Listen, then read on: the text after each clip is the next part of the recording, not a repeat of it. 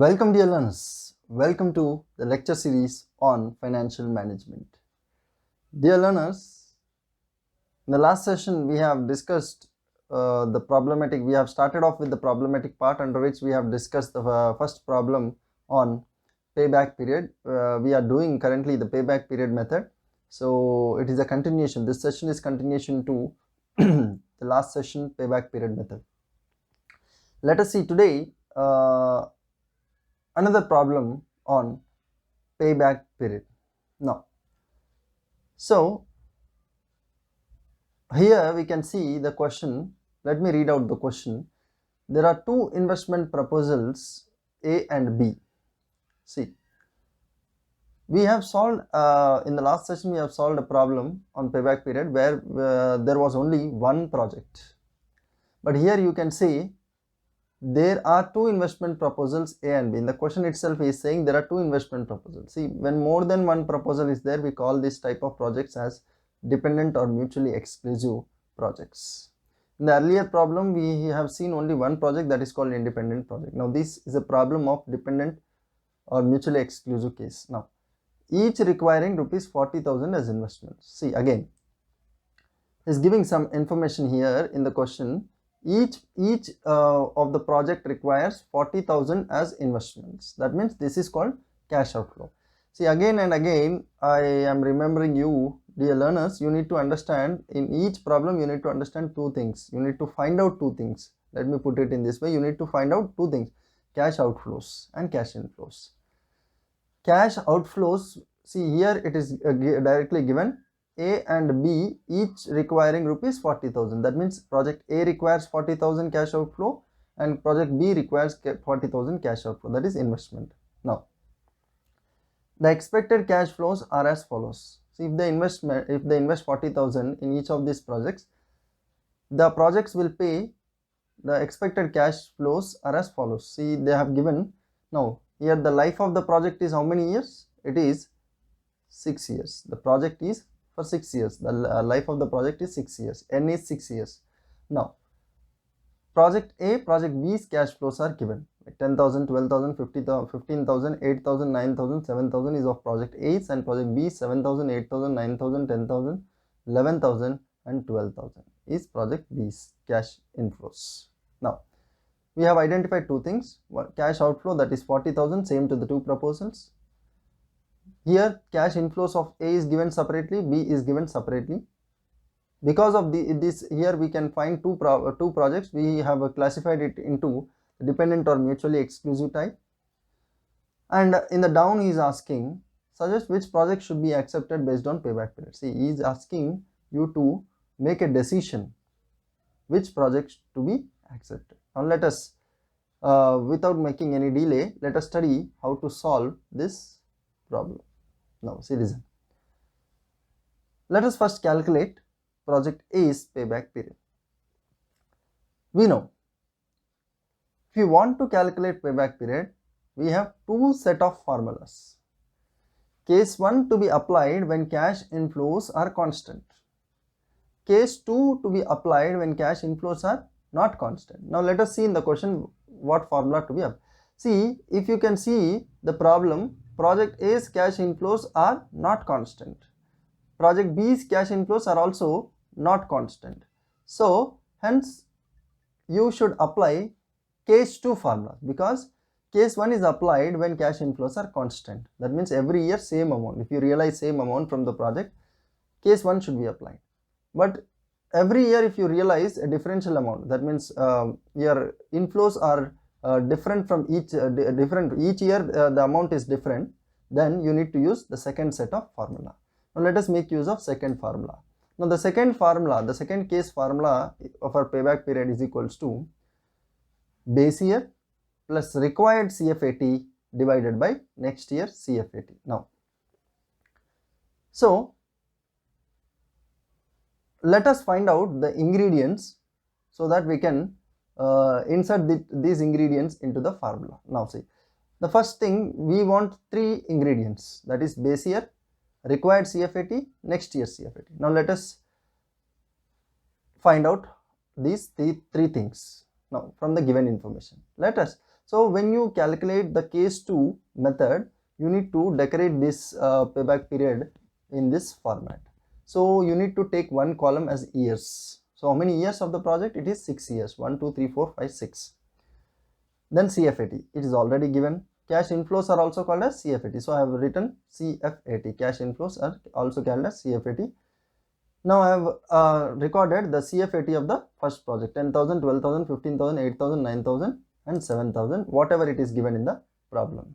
So year and CFAT is already given. So I have only inserted another column called cumulative CFAT. Cumulation means, see, first year it is 10,000. 10,000 plus 12,000, it is 22,000. 22,000 plus 15,000, it is 37,000. 37,000 plus 8,000, 45,000.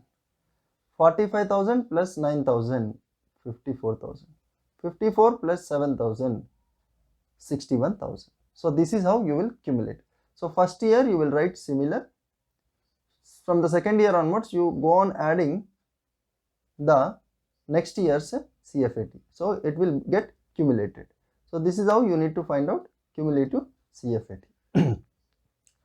Now, after finding cumulative CFAT, what you need to do is, now let us what is our investment? Our investment is 40,000 rupees. Our investment is 40,000 rupees.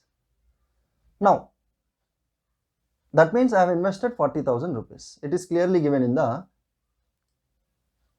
see here it is clearly given requiring rupees 40,000. So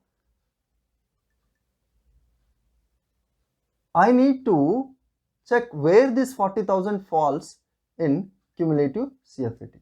See, after making cumulative CFATs, I have seen the CO, that means cash out, my cash outflow is 40,000. So I need to fit this 40,000 in one of these slabs, where it falls. I need to check where this 40,000 falls in this cumulative CFAT. See, if you look, 40,000 falls in between 3 and 4th year.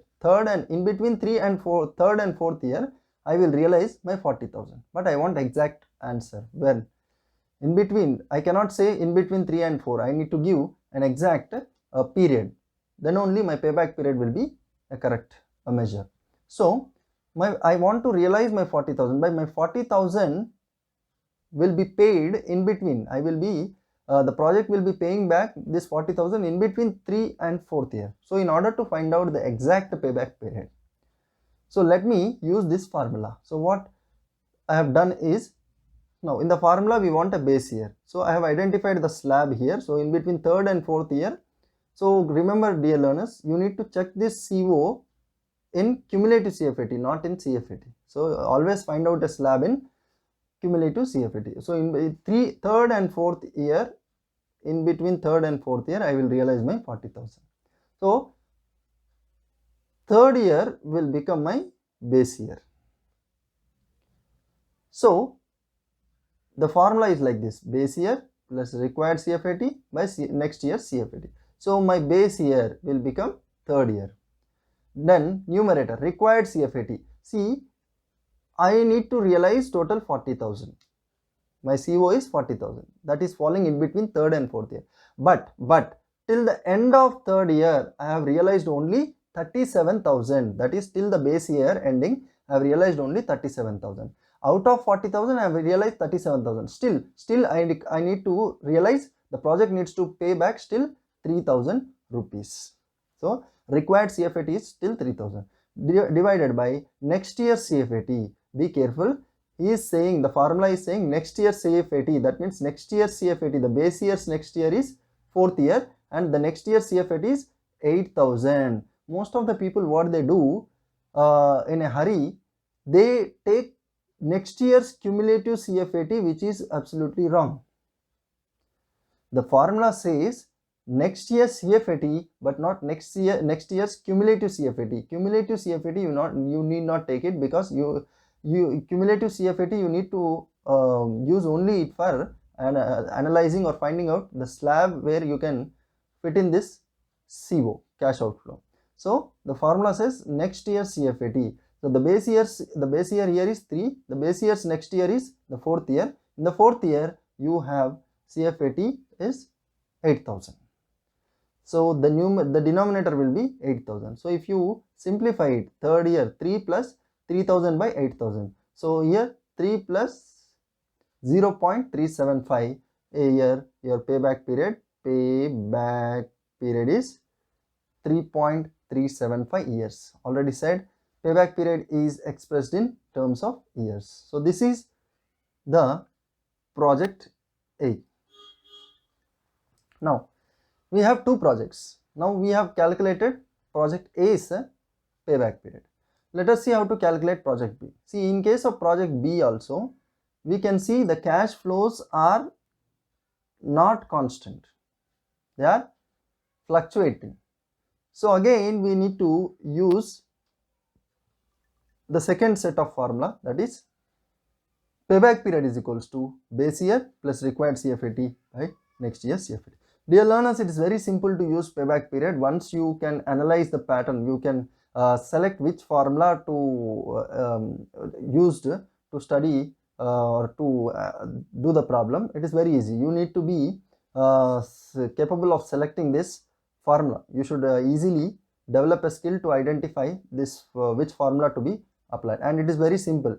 By seeing the cash pattern or cash flow pattern, you can easily identify which type of either to apply case 1 or case 2. If cash inflows are constant, you will be applying case 1. Cash inflows are not constant, you will be applying case 2. So here also for the project B also we have fluctuating cash inflows. So I have took up this second case formula, payback period. So again in the same way I have took years CFAT, and cumulative. So cumulative 7,000 plus 7,000 plus 8,000, 15,000 plus 9,000, 24,000 plus 10,000, 34 plus 11,000, 45 plus 12,000, so 57,000. Then what I need to do is, my cash, again in the question it is said that project A and project B requires 40,000. So the investment is same. So I need to check where this 40,000 falls. So I can see in between 4th year and 5th year I can realize this 40,000 rupees. At the end of 4th year I can realize 34,000. At the end of 5th year I can realize 45,000. So, but I want the exact period. So what I will be doing is I will try to substitute these ingredients into the formula. So let us see. So my formula is base year plus required CFAT by CFAT of next year CFAT. So listen. So here I will be choosing my base year. Base year is 4th year, because by the end of 4th year I will be realizing 34,000. So 4th year will become base year. Base year's next year is 5th year. So base year, in the base year I want my investment is 40,000. By the end of the base year I am realizing only 34,000. So still I need to realize 6,000. So required CFAT by CFAT of next year. So next year CFAT is 11,000. Be careful while selecting next year CFAT. Base year's next year is 5th year, and in that year the CFAT is 11,000. So if you substitute, the answer is 4.545 years. So this is the payback period of the second project. Now in the problem is asking to make a decision. He is asking us to take a decision after computing the payback periods. See, the project B's payback period is what? 4.545. Project A's payback period is 3.375.